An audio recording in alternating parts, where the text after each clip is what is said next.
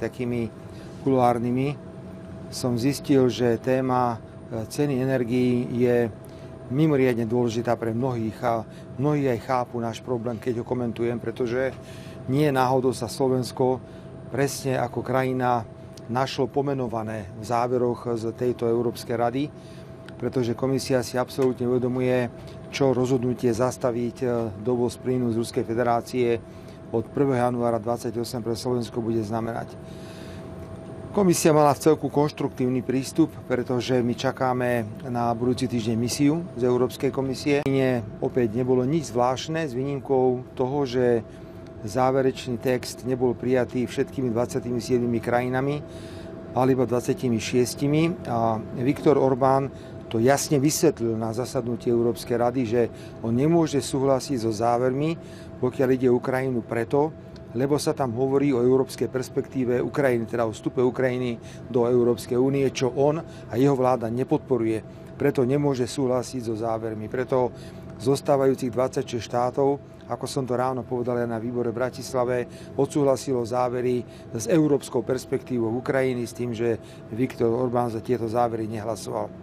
Pokiaľ ide o text o Ukrajine, tam je dôležité pre nás, že sme dostali prvýkrát do úvodných ustanovení odkaz na zakladajúce zmluvy Európskej únie, ktoré hovoria, že Európska únia je mierový projekt a že sa má usilovať predovšetkým o mier. Takže prvýkrát sa trochu viacej povedalo o mieri, ako obyčajne sme to robili v minulosti.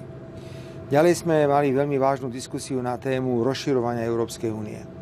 Je tam niekoľko krajín, ktoré sa nachádzajú v rôznom štádiu pripravenosti. Takí premianti, ktorí sú asi na tom najlepšie, sú Albánsko a Čierna Hora. Ale ja si myslím, a chcem to povedať veľmi otvorene, že sa veľmi krivdí Srbsku. Srbsko je dobre pripravená krajina, ale stále sa hľadajú všelijaké politické príčiny, ako oddialovať ďalšie a ďalšie kroky, ktoré by Srbsko mohlo urobiť smerom k Európskej únii. No a sú tam samozrejme také krajiny, ktoré vyvolávajú veľa otáznikov ako Kosovo. Pýtam sa, ako sa môže Kosovo stať členským štátom Európskej únie niekedy, keď je stále skupina krajín vo svete, vrátane Slovenska, ktoré neuznávajú Kosovo ako samostatný štát, takže to je skôr taká nejaká fikcia, že táto krajina by niekedy mohla byť súčasťou Európskej únie.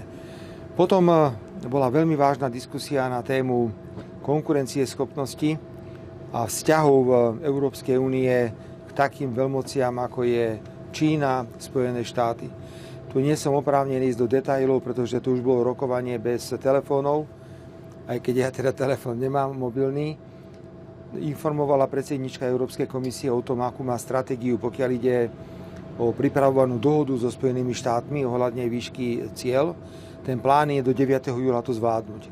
9. júla by táto dohoda mala byť schválená, ale hovoríme aj o tom, že pokiaľ nebude 9. júla dohoda schválená, my si nemôžeme dovoliť ďalší odklad a s tým, že bude pokračovať jednostranná colná politika zo strany Spojených štátov. Preto je pripravený odvetný balík, pokiaľ by k takejto dohode nedošlo. Plus dostali sme zo pár informácií o kontrolných mechanizmoch, ako kontrolovať prílev obrovského množstva tovaru z Číny, pretože ak je dnes ten americký trh postupne zatváraný pre čínsku produkciu, tak bude sa chcieť dostať na úroveň Európskej únie.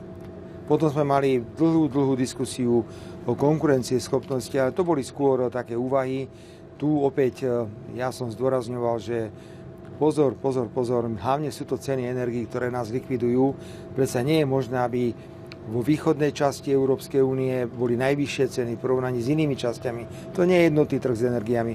Ak je raz jednotný trh s energiami, tak by tie ceny mali byť rovnaké, ale nie sú rovnaké. Je veľký tlak na komisiu, aby tento problém vyriešila.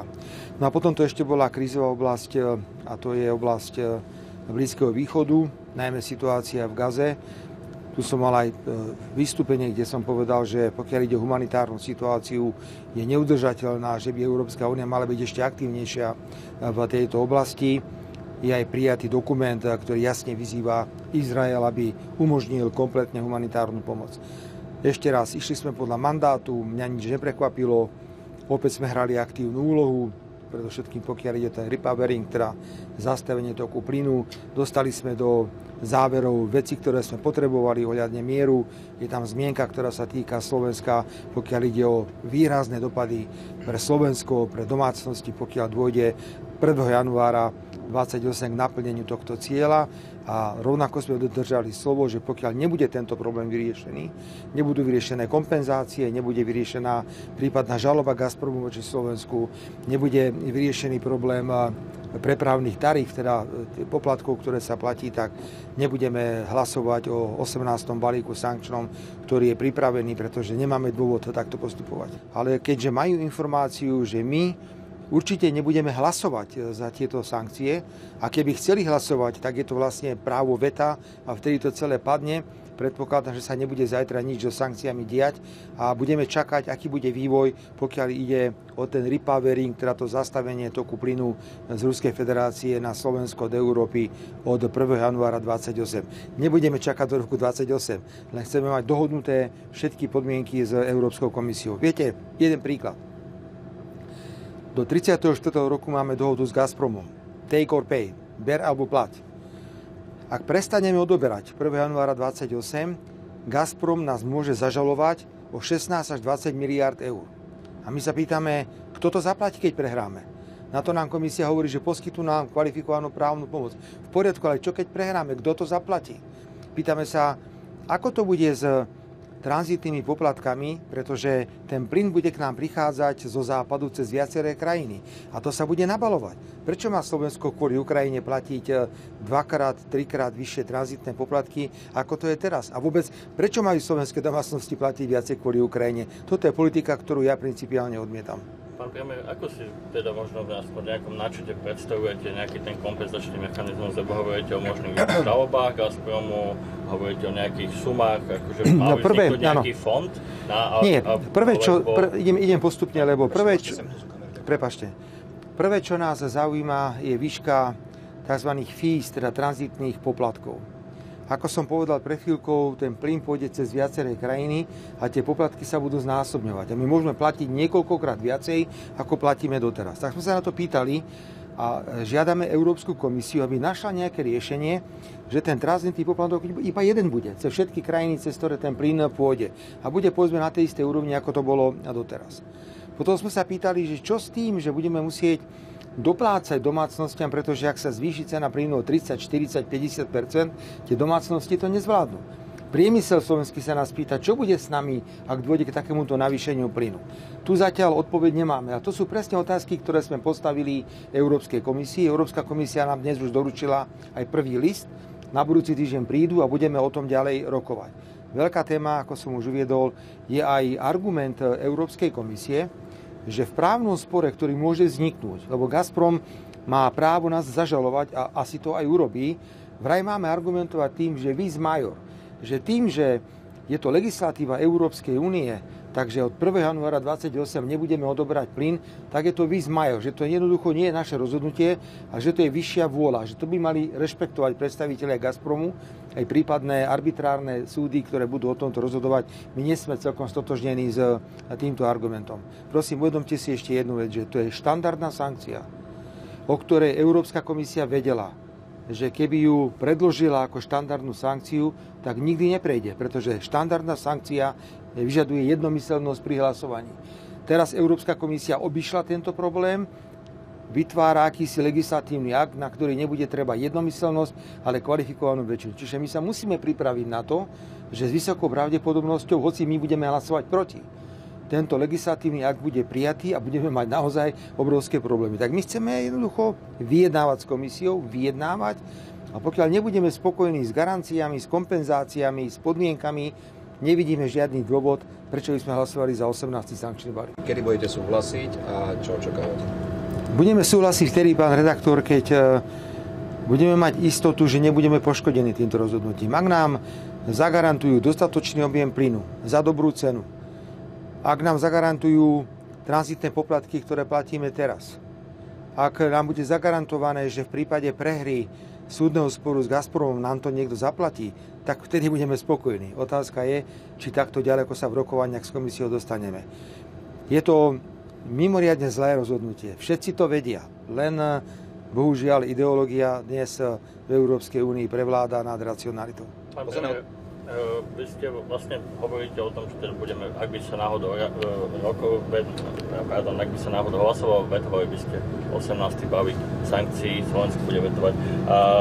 Neuvažovali ste nad tým aj v súvislosti s predĺžením ruských sankcií, ktoré vlastne tento summit predĺžil?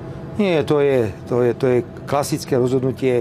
Každých 6 mesiacov sa týka ale starých sankcií. To sa netýka nových sankcií. Pozri, ja hovorím teraz o úplne novom sankčnom balíku, novom 18., od ktorého si mnohí veľa sľubujú. Ja sa pýtam, ako sú tie sankcie efektívne a účinné, keď je treba už 18. balík. A Rusko je silnejšie. Ja mám niekedy pocit, že tie sankcie posilňujú Ruskú federáciu a neoslabujú. Vy sa pýtate na staré sankcie, tie platia. My hovoríme o novom sankčnom balíku. Pán redaktor, 18. balík je dnes taký akože veľmi sexy pre všetkých.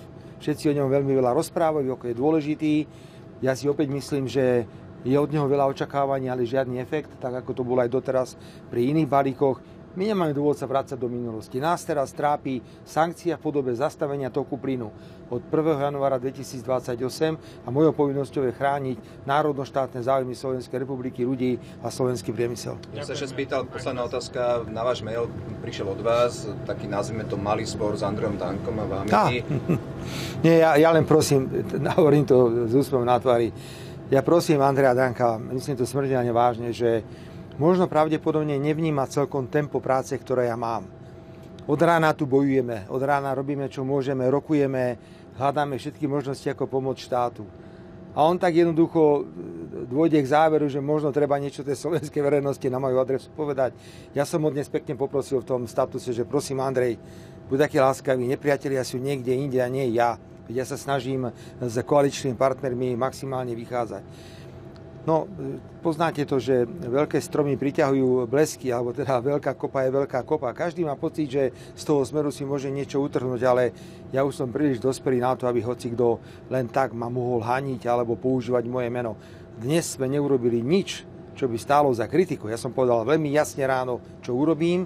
V prípade Ukrajiny sme dosiahli úpravu textu. Ja tam nevidím dôvod. Naviac Slovensko je krajina, ktorá podporuje európsku perspektívu Ukrajiny, takže považoval som za dôležité, pretože mal som pocit, že nemal dostatok informácií Andrej Danko, keď urobil ten status, tak som na to zareagoval. Ale veď som reagoval slušne. Pán premiér, pretože od začiatku hovoríte, že EU, že vlastne podporujete vstup Ukrajiny do EU. A ja to hovorím stále. Preto sa pýtam. Nie, viete, niekedy majú pocit aj koaliční partneri, aj všetci, že joj, toto je dobrá príležitosť, tak si teraz ripneme do toho Fica alebo do Smeru.